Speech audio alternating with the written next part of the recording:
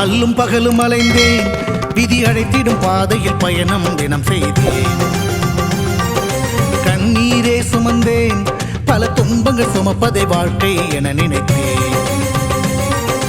இன்பம் என்றால் அது என்னவென்று கனவிலும் கூட கண்டதில்லை. எரிமலை பிழம்பில் நீந்துவதே பிறவி பயன் என நான் இருந்தேன். கருப்பசாமியை